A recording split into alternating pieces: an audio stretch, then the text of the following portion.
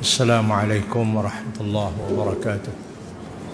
Alhamdulillah wassalatu wassalamu ala Rasulillah wa ala alihi wa ashabihi wa man walah. Rabbi shrah li sadri wa yassir li amri wahlul 'uqdatam min lisani yafqahu qawli wa ma tawfiqi illa billahi alaihi tawakkaltu wa huwa rabbul 'arsyil 'azim.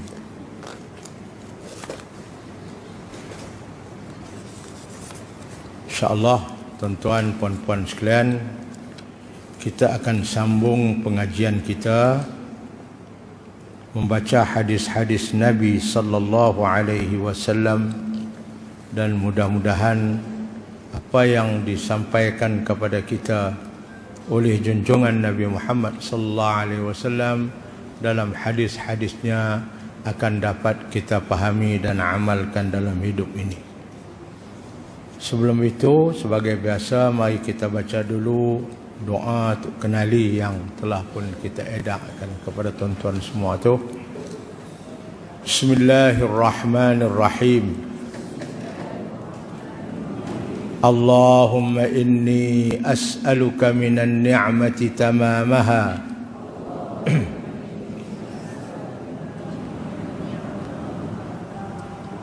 Ya Allah, aku memohon kepadamu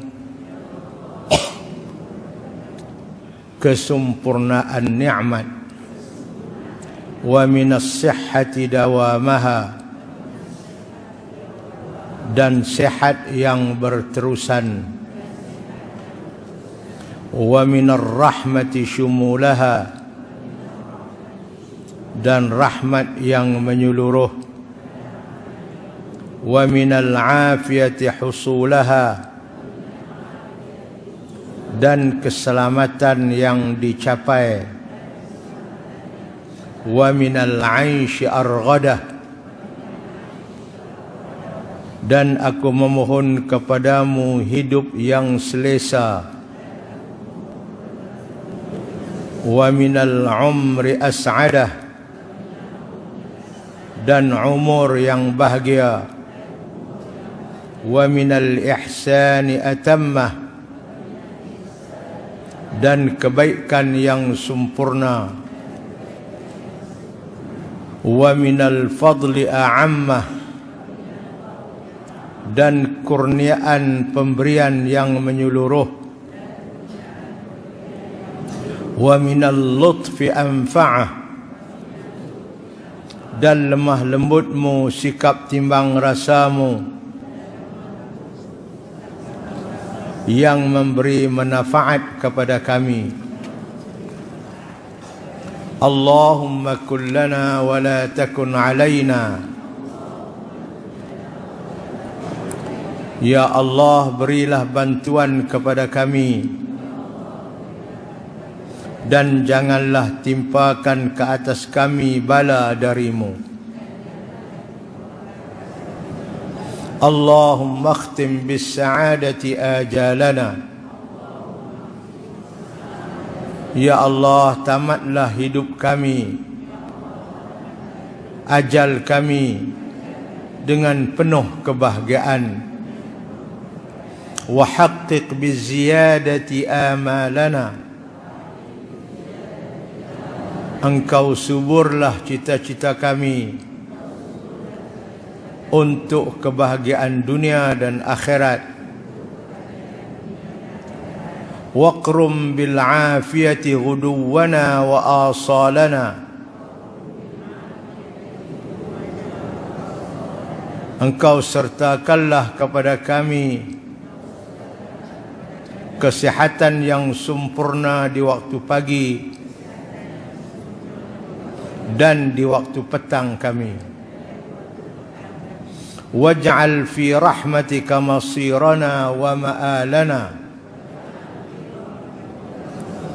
dan jadikanlah rahmatmu sebagai akhir perjalanan hidup kami dan kesudahan kami. Wa subba sijala afwika ala dhunubina, dan curahkanlah keampunanmu ke atas dosa-dosa kami. Wa munna alaina bi islahi uyubina, dan anugerahlah nikmat-Mu dengan memperbaiki segala keaiban kecacatan kami.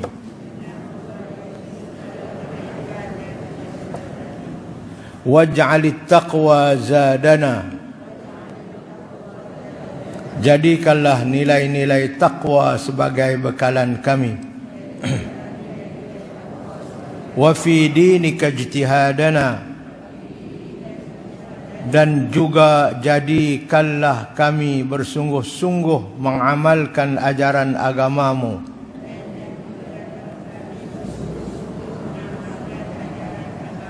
Wa 'alaika tawakkulana wa i'timadana, dan kepadamu sahaja kami bertawakal, berserah, dan bertaut, berpegang teguh. Wasabbitna ala nahjil istiqamah, dan tetapkanlah pendirian kami di atas prinsip istiqamah, tetap pendirian. Wa a'idna fid dunya min mujibatin nadamati yawmal qiyamah, jauhkan kami di dunia ini dari melakukan sesuatu yang menyebabkan penyesalan di hari kiamat. Wa khaffif 'anna siqal al-awzar, ringankan daripada kami akan bebanan dosa. Warzuqna 'aishal abrar, anugerahkan kepada kami kehidupan orang-orang baik.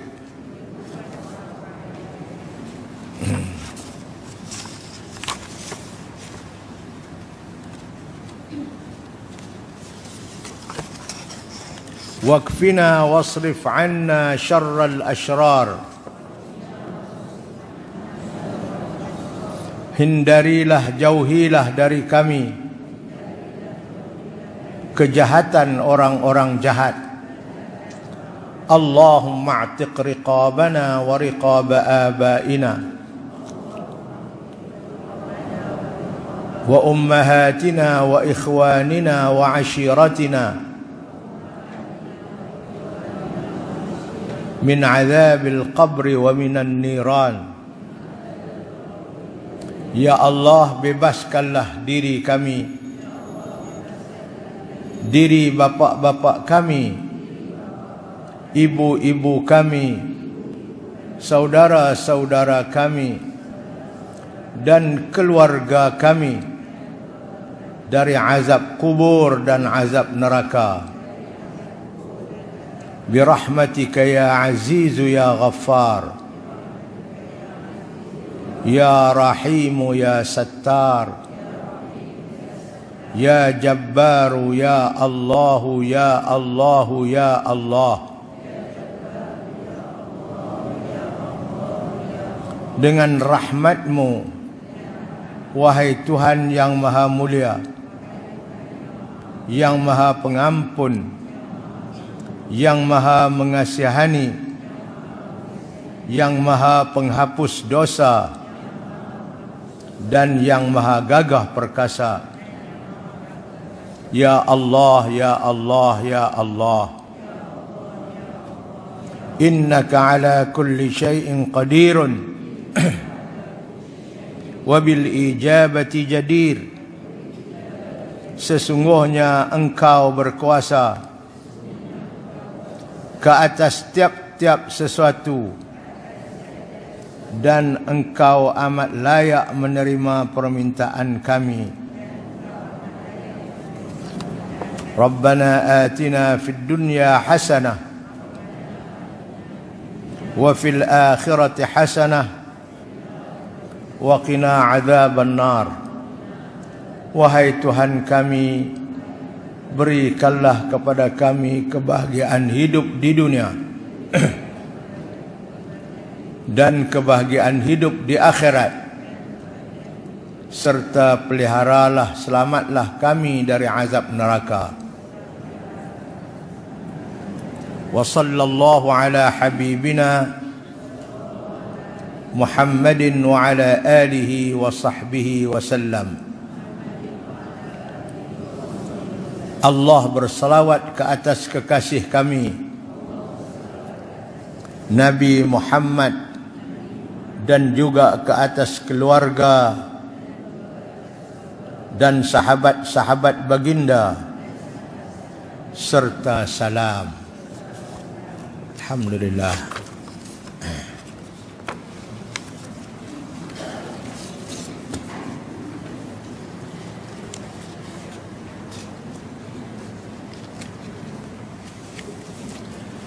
Mudah-mudahan Allah terimalah doa yang kita baca, yang kita terima daripada almarhum Tuan Guru Tok Kenalin, insya-Allah. Hari ini kita akan baca pada hadis 65 di muka surat 73.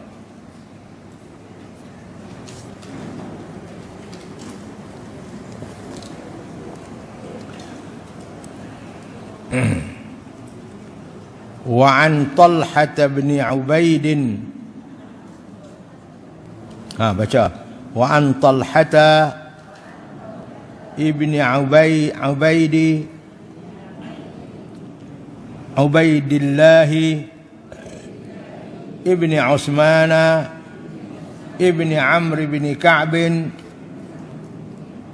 at-Taymiyyi radhiyallahu anhu qala جاء رجل إلى النبي صلى الله عليه وسلم من أهل نجد سائر الرأس نسمع دوي صوته ولا نفقه ما يقول حتى دنا من رسول الله فإذا هو حتى دنا من رسول الله صلى الله عليه وسلم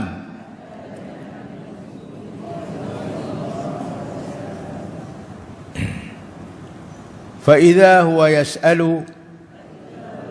عن الإسلام فقال رسول الله صلى الله عليه وسلم 5 صلوات في اليوم والليلة. فقال هل علي غيرها؟ قال لا إلا أن تطوع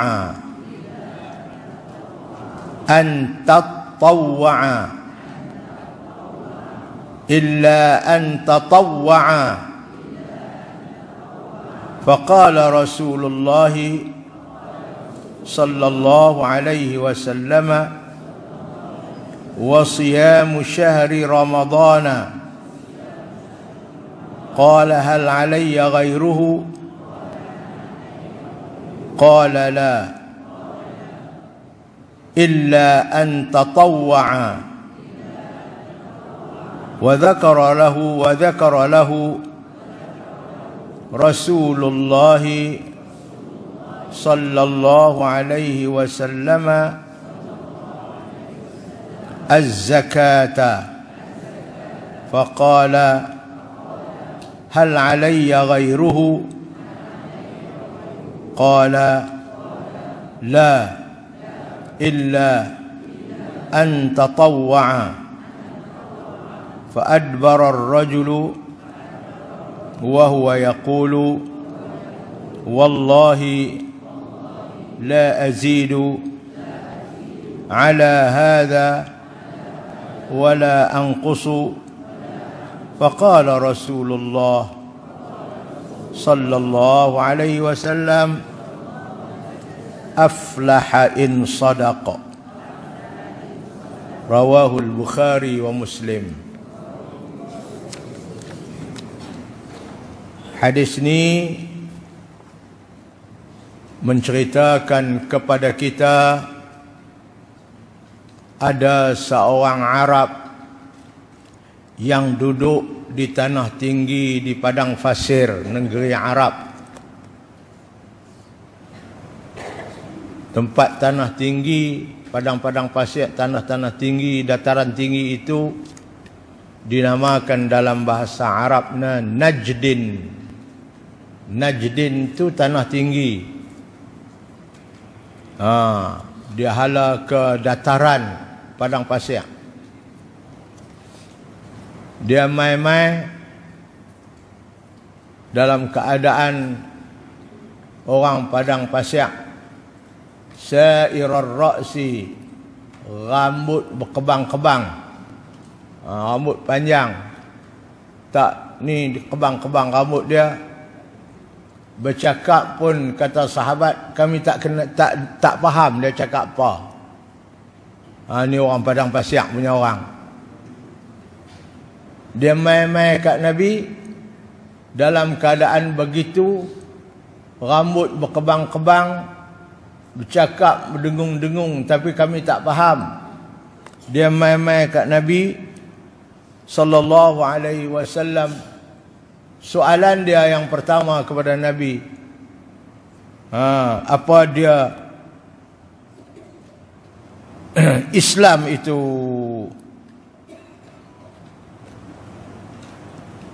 Amalan dalam Islam ni apa dia ya Rasulullah yang patut saya buat? Nabi sallallahu alaihi wasallam jawab kat dia, 5 waktu, 5 kali semayang sehari semalam. Itu yang patut kamu buat. Kemudian dia tanya lagi, jenis Arab padang pasir ni, hal alayya ghairuha? Adakah semayang-semayang lain yang wajib juga saya kena buat, lain pada 5 waktu?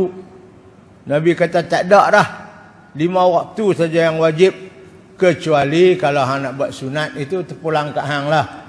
Hak wajib 5 tu saja. Habis. Soalan yang kedua, dia tanya mengenai puasa pula. Dia tanya mengenai puasa kepada Nabi. Amalan yang wajib kamu buat, kata Nabi, yang keduanya puasa bulan Ramadan. Kemudian dia tanya Nabi, adakah bulan-bulan lain yang wajib saya puasa juga? Nabi kata tak ada dah, setahun sebulan tu saja, kecuali kalau kamu nak buat sunat. Adalah puasa-puasa sunat, hak wajib hak tu saja. Kemudian Nabi cerita kat dia lagi, amalan-amalan yang wajib buat, iaitu antaranya lagi ialah mengeluarkan zakat. Biji-bijian yang kamu tanam ataupun binatang ternakan kamu kena keluar zakat. Dia tanya Nabi, lain pada itu, lain pada zakat, adakah wajib saya awak keluar juga harta saya? Nabi kata tak ada dah, hak tu saja, kecuali kalau kamu nak sedekah sunat, itu terpulanglah kat kamu, hak wajib hak tu saja. Nabi sebut kat dia 3 rukun Islam. Pertama semayang, yang kedua puasa, yang 3 zakat. Dia pun dengar Nabi kata begitu, dia pun beredak balik. Beredak balik. Sambil nak balik tu, dia kata apa? Dia kata, saya tak akan tambah lebih daripada yang Rasulullah sebut tak sah, dan saya tidak akan kurang daripada apa yang sebut tak sah. Tambah pun tak dah, kurang pun tak dah. 5 waktu, bulan Ramadan, zakat harta. Tambah pun tak, korang pun tak. Dia pun meramus balik. Orang Arab. Nabi kata kat sahabat, Nabi kata apa? Nabi kata, aflaha in sadaq. Dia akan berjaya dan berjaya di akhirat kelak sekiranya dia benar dengan pengakuan dia itu, bahawa dia akan buat benda yang aku habaq tak sat, dia tidak akan kurang dan dia tidak akan tambah. Kalau betul-betul dia lagu tu, aflaha, dia akan berjaya di akhirat kelak in sadaqa, kalau dia benar-benar dengan apa yang dia kata tu. Kita dapat faham di sini bahawa ini di antara rukun Islam. Sembahyang 5 waktu, puasa bulan Ramadan, zakat harta sekiranya kita mempunyai harta dan cukup nisab. Itu saja. Bukan ada berat apa-apa. Puasa setahun, sembahyang sehari 5 waktu, tak berat pun. Sembahyang subuh tadi, sat lagi baru nak sembahyang lahak pula, pukul 1 lebih. Jadi tu Arab Bedui ni, depa ni jenis orang tak reti nak kok ni. Dia cakap betul. Yang duk kawan dengan unta aja kena padang pasir. Dia cakap betul ya. Dia tak ada belit-belit kok dak. Dia kata, aku tambah pun tak dah, korang pun tak dah. Banyak tu aja nak buat.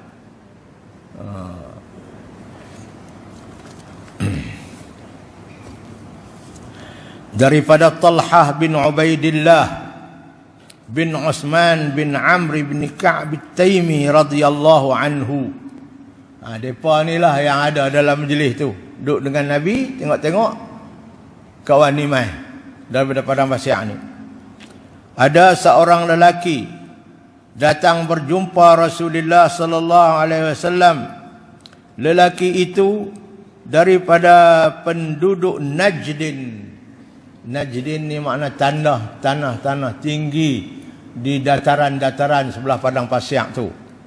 Negeri Arab, kalau belah tepi dengan laut laut merah tu dia rendah sikit. Kalau pergi ke tengah sikit tu dia kuat tinggi padang tanah tu. Itu dia panggil Najdin.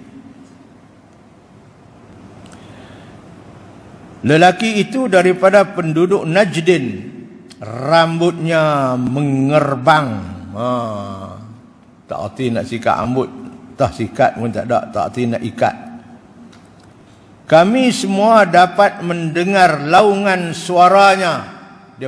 Suara dia kami dengar, dia bercakap deras, tetapi tidak dapat memahami apa yang dikatakannya. Dengar suara aja, faham tak dia cakap apa pun tak tahu. Ni Tok Arab padang pasir punya ni. Macam kita orang kampung mai lah. Mai cakap kita pun tak faham. No. Cakap bahasa-bahasa kampung hat dalam-dalam kita pun tak faham. Sehingga ia sampai ke tempat Rasulullah. Dia masuk mai kat Nabi. Lalu ia bertanya kepada Rasulullah sallallahu alaihi wasallam tentang Islam. Rasulullah bersabda, sembahyang 5 kali sehari semalam, itu amalan dalam Islam. Ia bertanya lagi, apakah tidak ada lagi kewajipan lain ke atasku?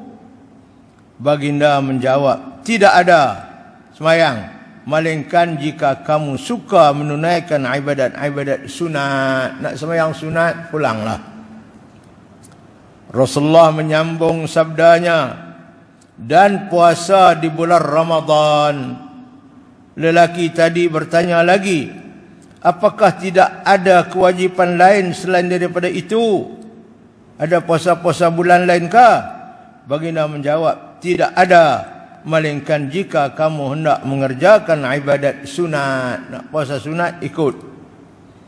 Talhah berkata, bahawa Rasulullah sallallahu alaihi wasallam menyebut dan menerangkan kepada lelaki tadi mengenai zakat. Kemudian lelaki itu bertanya, apakah tidak ada kewajipan lain lagi zakat ni? Baginda pun menjawab, tidak ada, melainkan jika engkau hendak beribadat sunat, nak sedekah sunat, pulang. Lelaki itu pun beredar dan berkata, demi Allah, amboi, bersumpah tu, kata Tok Arab Bedui ni. Bersumpah tu kan Nabi tu. Demi Allah, aku tidak akan menambahkan daripada kewajipan-kewajipan yang diterangkan oleh baginda itu, dan tidak pula akan kurangi. Kurang pun tak, tambah pun tak. Lalu Rasulullah bersabda, orang lelaki itu akan berbahagia jikalau ia benar-benar melakukan perkara yang ia tanyakan itu. Dia akan jadi bahagialah dia. Dalam hadis ni ada Nabi sebut masalah zakat yang kita duk bincang, tajuk pelajaran kita ni. Pelajaran hadis, orang yang hendak berdakwah perlu menggunakan cara yang paling hikmah dan berkesan demi untuk menarik minat orang ramai menghayati ajaran Islam. Nabi cuba tengok, dia cakap dengan orang Padang Pasiak, dia cakap ringkas-ringkas aja, tak ada. Pasal orang tu jenis orang ringkas. Itu nak berdakwah kena menggunakan cara yang berhikmah, cara yang ada keelokan dan kebaikannya.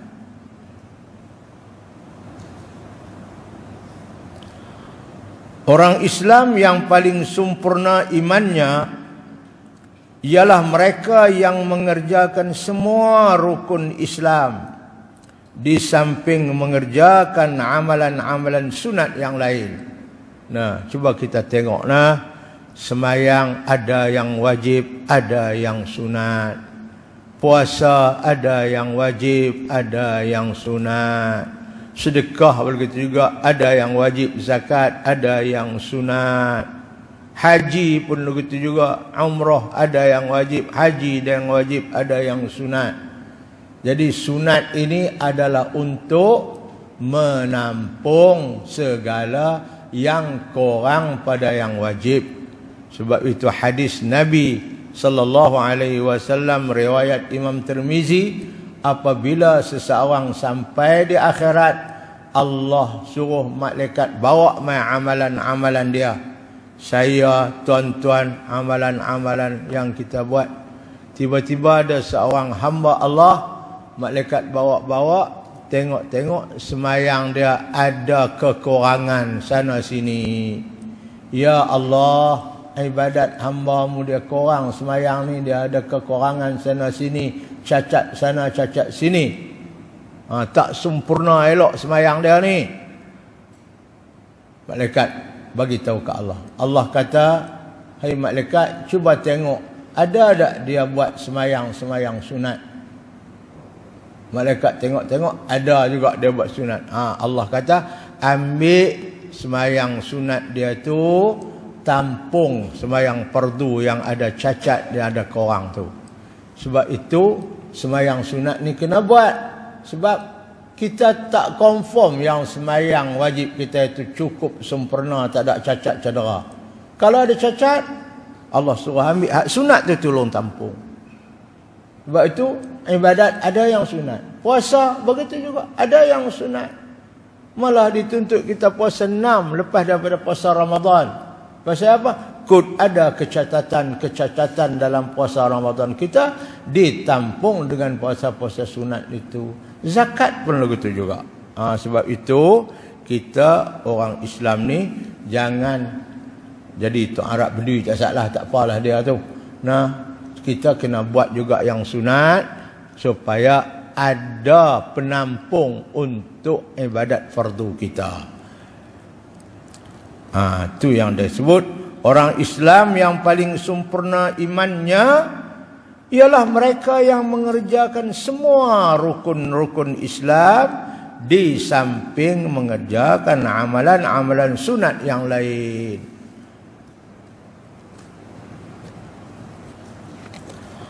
Allah Subhanahu wa ta'ala memandang mulia hambanya yang berilmu dan beramal dengan ilmu.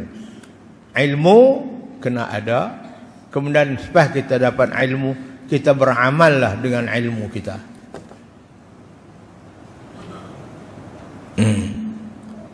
Beramal tanpa ilmu tak sah. Berilmu tak amal tak ada faedah. Al-ilmu bila amalin, ada ilmu tak beramal, kasyajari bila samarin, seperti pokok yang tak berbuah. Mau tengok ke ilmu bukan main banyak, tapi tak beramal dengan ilmu dia. Macam pokok, mau tengok ke rantin, ke daun cukup subak, tapi buah haram tak ada. Gitulah kita ni. Sebab itu Nabi sallallahu alaihi wasallam sebut, orang yang paling rugi di akhirat kelak, dia menyesal tak habis, ada dua jenis manusia. Satu manusia yang jahil, Allah bagi peluang mengaji, dia tak mengaji. Jahil daripada muda sampai ke mati. Padahal boleh mengaji, ada orang mengajak, ada itu, ada ini, kelas-kelas ada. Dia tak ambil kesempatan tu. Dia duk cari kok lain saja. Itu seorang manusia yang akan menyesal di akhirat kelak. Manusia yang kedua, Nabi kata akan menyesal di akhirat kelak, orang yang ada ilmu agama, tapi ilmu dia itu untuk ajak orang aja, yang dia sendiri tak beramal dengan ilmu dia. Duk habaq kat orang sembahyang sunat, dia sendiri pun tak sembahyang. Orang yang mengaji kat dia dapat faedah, beramal dengan ilmu yang dia ajak, yang dia sendiri tak dapat faedah apa, kerana dia tak beramal dengan ilmu yang dia ada. Dia pun orang yang menyesal tak habis di akhirat kelak. Kita jangan jadi manusia lagu ni. Kalau kita tak ada ilmu, carilah tempat untuk kita tuntut ilmu sebanyak mungkin yang boleh. Kalau kita sudah ada ilmu, amalkanlah dengan ilmu yang kita ada itu. Jangan hanya pandai mengajak orang saja. Takut kita. Ini dia kata, Allah Subhanahu wa ta'ala memandang mulia kepada siapa? Hambanya yang berilmu dan beramal dengan ilmu-ilmu yang diperolehinya. Dia beramal serta mengajar pada orang lain, Allah yang sangat-sangat berhajat kepada ilmu tersebut. Orang berhajat sangat ilmu, dia ajak orang, dan dia sendiri pun beramal dengan ilmu itu. Allah, ini manusia yang bahagialah hidup dia. Baik, itu pengajaran hadis yang kita baca tadi daripada Talhah bin Ubaidillah. Hadis yang kedua, wa an Ibn Abbas radhiyallahu anhuma anna an-nabiyya ba'asa Mu'azan radhiyallahu anhu ila al-Yamani faqala ud'uhum ila shahadati an la ilaha illallah wa anni rasulullah fa inhum ata'u lidhalika fa'alimhum anna Allah ta'ala iftarada alaihim 5 salawatin fi kulli yawmin wa laylatin fa inhum ata'u lidhalika fa'alimhum anna Allah iftarada alaihim sadaqatan tu'khadhu min aghniyaihim wa turaddu ala fuqaraihim. Rawahul Bukhari wa Muslim.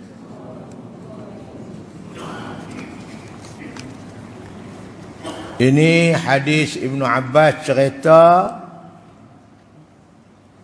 ketika Nabi mengutuskan seorang sahabat yang bernama Muaz bin Jabal pergi ke negeri Yaman untuk berdakwah orang-orang Yaman supaya mereka memeluk Islam.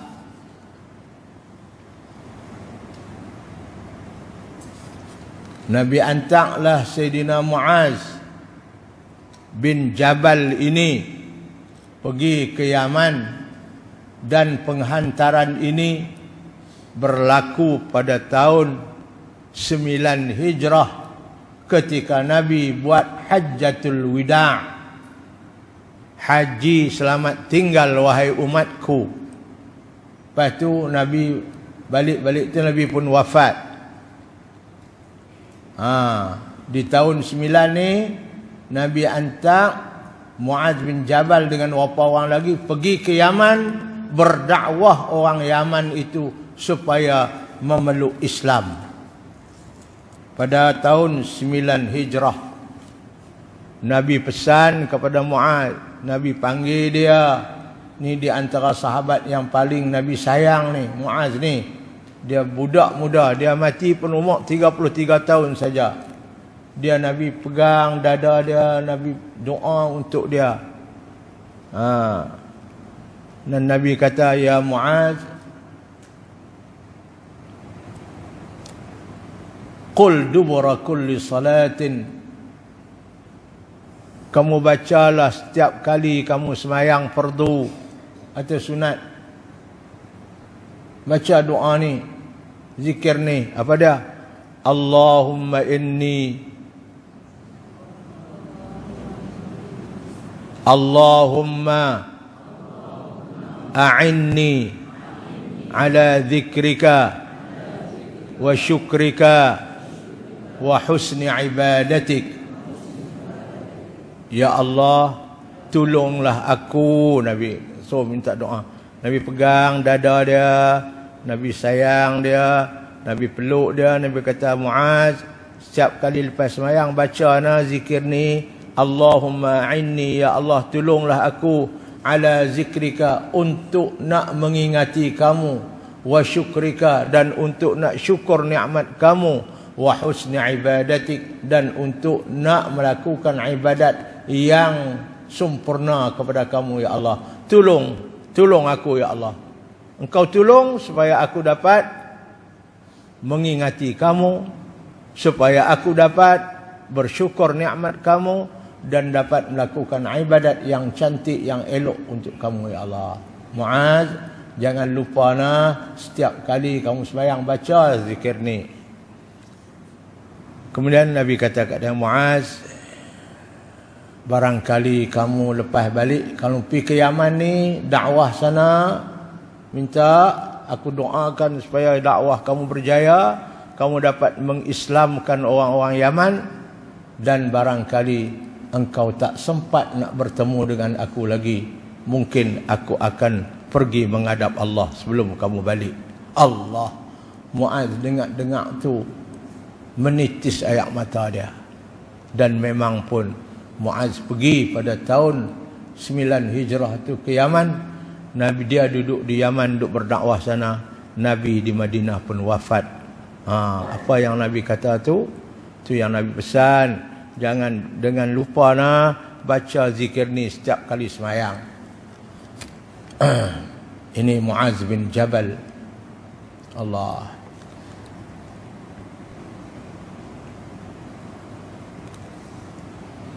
Apabila Nabi utus Muaz bin Jabal ini ke Yaman, utus dia untuk berdakwah orang-orang Yaman, mengajak orang-orang Yaman supaya memeluk agama Islam. Bayangkan tuan-tuan, Yaman sampai sekarang ni menjadi negeri Islam yang cukup hebat juga. Nah, ilmu-ilmu banyak hasil daripada Muaz inilah yang mencetuskan bibit dakwah zaman Nabi dulu sampai sekarang. Bayangkan tuan-tuan, bagaimana hebatnya dia berdakwah orang masuk Islam sampailah ni 1000 tahun dah. Pahala tak tahulah banyak mana Sayyidina Muaz bin Jabal. Dia mati dengan penyakit taun di Amwas dekat dengan Palestin. Umur dia disebut 33 tahun dia, tak tua.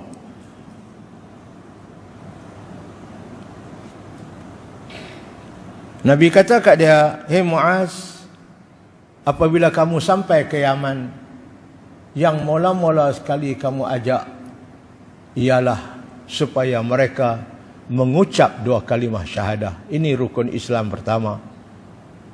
La ilaha illallah wa anni Rasulullah. Aku adalah Rasulullah. Ini Rasulullah. Ajak mereka. Fa inhum ata'u lidzalik. Apabila mereka dah taat dah, ikut dah. Depa mengucap, kamu suruh mengucap, depa mengucap elok. Kamu bagi tahu pula kepada mereka bahwasanya Allah fardukan ke atas mereka 5 waktu semayang sehari semalam. Bagi tahu. Hadis ni panjang tapi dia bawa sekat. Habis apabila mereka dah taat elok dah semayang, bagi tahu pula kepada mereka bahawa Allah mewajibkan zakat harta mereka bagi orang-orang yang kaya. Keluarkan zakat, ambil zakat daripada harta orang kaya itu, keluar zakat orang kaya, kemudian diberikan kepada orang-orang fuqara yang miskin. Bagi tahu depa lagu itu. Nabi sebut 3 saja rukun Islam di sini.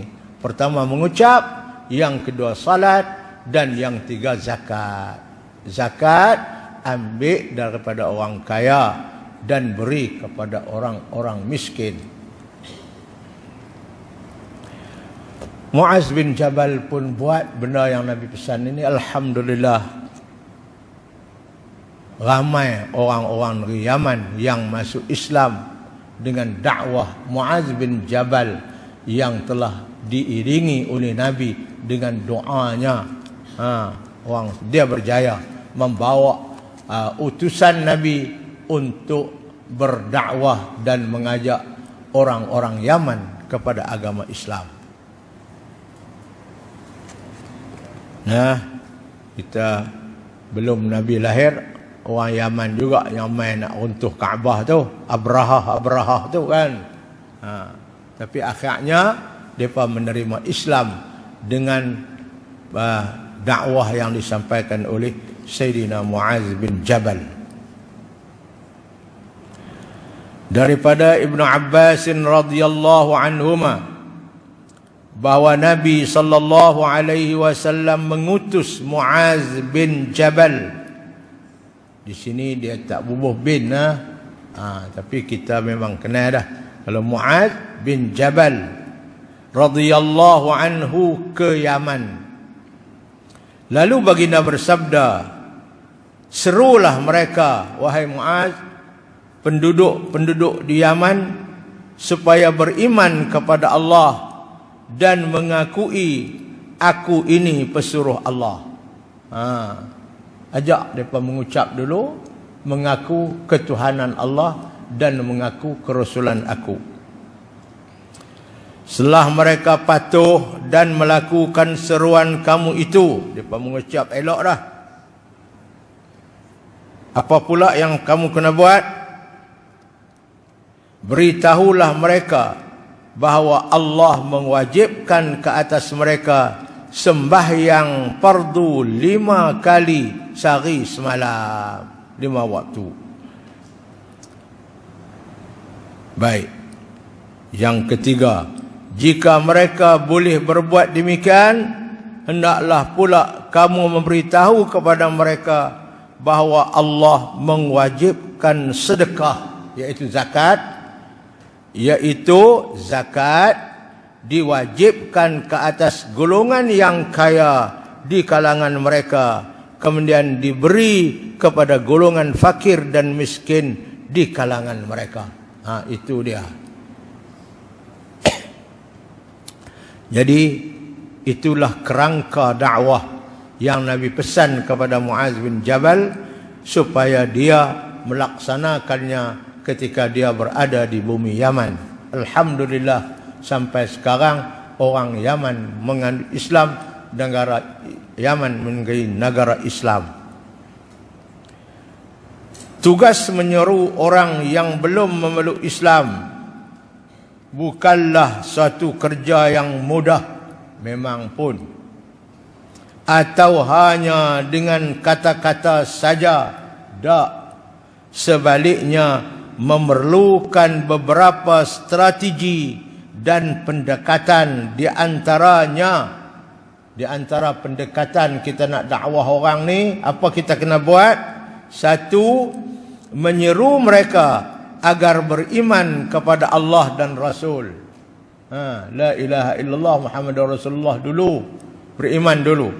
Mengaku ketuhanan Allah dan mengaku juga kerasulan Nabi. Setelah mereka beriman dan dapat menerima Islam sebagai agama, ini langkah kedua, barulah diberi penerangan dan penjelasan mengenai kewajipan-kewajipan lain di berperingkat-peringkat, semayang dulu, kemudian zakat dan sebagainya. Itu strategi dia. Nabi pesan dah lagu itu. Nabi dah atok. Kalau dah dia taat, dah mengaku dah la ilaha illallah Muhammad, bagi tahu mereka Allah wajib pada mereka semayang 5 waktu sehari semalam. Kalau mereka dah taat, bagi tahu pula bahawa Allah wajib pada orang kaya mengeluarkan harta zakat, beri kepada orang miskin. Itu strategi.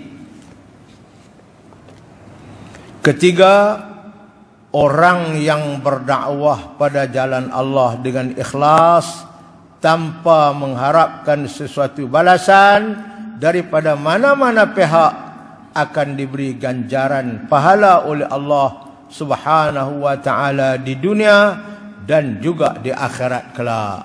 Masya Allah. Hidup dia di dunia bahagia sebab dia mendakwah orang kepada Islam, dan hidup dia di akhirat lebih-lebih bahagia sebab dia menyampaikan Islam kepada orang.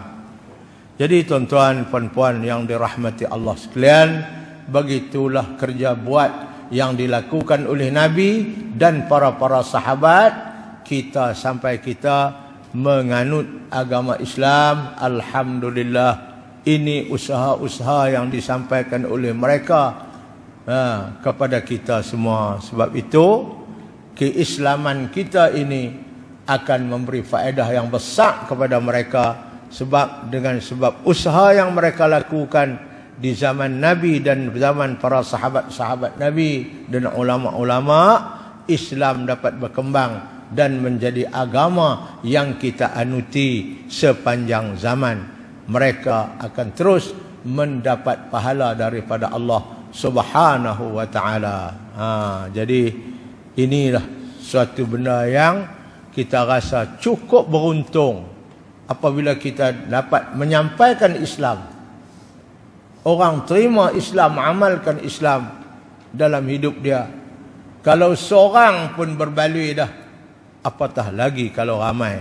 Jadi tuan-tuan dan puan-puan, begitulah apa yang dilakukan oleh Sayyidina Muaz bin Jabal, yang mana Nabi utus dia pada tahun 9 Hijrah untuk ke negeri Yaman bersama dengan beberapa orang sahabat lagi, menyeru penduduk Yaman kepada Islam, agama Allah yang Maha Suci.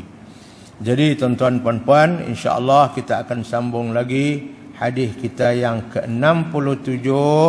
Insya-Allah kita dah cukup jam dah. Saya pun nak berhenti ni, nak pergi Langkawi pula. Malam ni mengajak Langkawi. Malam ni, pagi besok. 5, 6 kuliah Langkawi. Hari Sabtu tengah hari balik. Dia kata Langkawi ni ramai orang lah ni. Hari ni pula cuti sekolah. Tak tahulah lagu mana. Tak pi pun mereka suruh pi.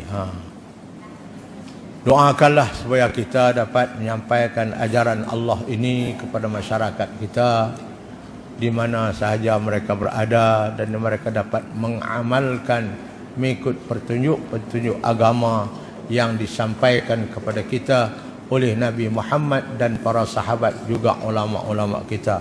Bismillahirrahmanirrahim. Allahumma anfa'na bima 'allamtana wa 'allimna ma yanfa'una warzuqna 'ilman yanfa'una wa zidna 'ilma. Alhamdulillah ala kulli halin wa na'udzu bika min hali ahli an-nar. Wa sallallahu ala sayyidina Muhammad wa ala alihi wa sahbihi wa baraka wa sallam. Alhamdulillahi rabbil alamin. Taqabbalallahu minkum. Itu kita ada sampai dah amalan yang dituntut kita buat pada tiap-tiap pagi selepas subuh sebelum matahari naik. Dah kita sampai tak? Ini Nabi pesan ni. Dan Imam Al-Ghazali pun pesan dalam kitab dia, kena baca yang ni. Kita baca paling kurang, saya duk baca 10 sajalah. Ada 10 zikir, kita baca 10 kali jadi 100. 100 itu bukan lama pun, lebih kurang 16 minit habis. Ini insya-Allah kalau saya ingat saya akan tulis pula. Baru ni saya sampai di Sungai Petani. Dia orang jadikan amalan. Kan banyak sikit saja. Saya nak baca sekali, dengar. La ilaha illallah wahdahu la syarikalah. Lahul mulku wa lahul hamdu yuhyi wa yumit wa huwa hayyul la yamut biyadihil khairu wa huwa ala kulli syai'in qadir. Itu satu. Baca 10. Yang kedua, la ilaha illallah al-malikul haqqul mubin. Yang ketiga, la ilaha illallah al-wahidul qahhar rabbus samawati wal ard wa ma bainahuma al-azizul ghaffar. Yang keempat, subhanallah walhamdulillah wa la ilaha illallah wallahu akbar wa la hawla wa la quwwata illa billahil aliyyil azim. Yang kelima, subuhun qudusun rabbuna wa rabbul malaikati war ruh. Yang keenam, subhanallah wa bihamdihi subhanallahil azim. Yang ketujuh, astaghfirullahal azim alladzi la ilaha illa huwal hayyul qayyum wa as'aluhu at-taubata wal maghfirah. Yang ke-8, Allahumma la mani'a lima a'taita wa la mu'tiya lima mana'ta wa la radda lima qadaita wa la yanfa'u dzal jaddi minkal jaddu. Dan yang ke apa pula? Yang ke-9, selawat pada Nabi. Allahumma salli wa sallim ala sayyidina Muhammadin sallallahu alaihi wa ala alihi wa ashabihi wa baraka wa sallam.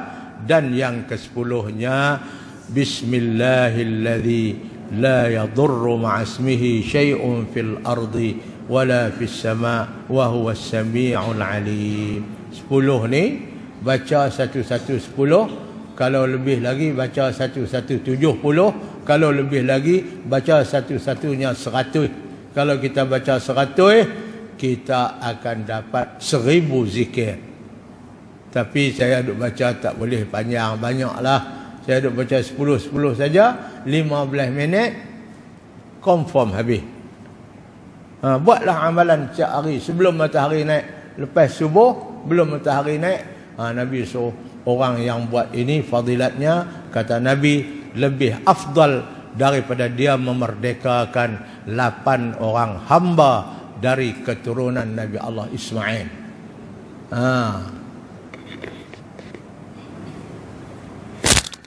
InsyaAllah lah kalau saya ingat, kita akan tulis zikir ini bagi kepada tuan-tuan. Banyak ada berjanji dah, lupa.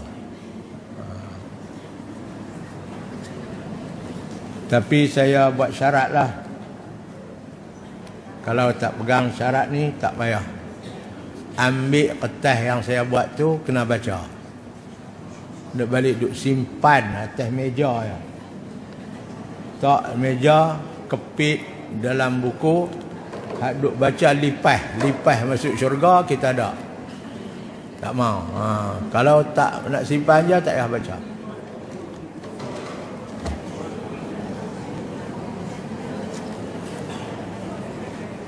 Kita dah bagi ni doa untuk kenali ni, baca hak Arab lah, hak Melayu tak apalah, kita bubuh makna tu untuk kita nak faham aja. Hak Arab tu penting. Apa dah doa untuk kenali? Apa ikit-ikit lupa banyak-banyak, tak mau. Buatlah amalan.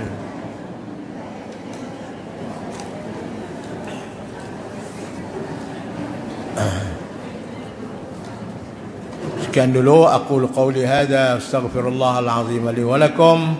Assalamualaikum warahmatullahi wabarakatuh.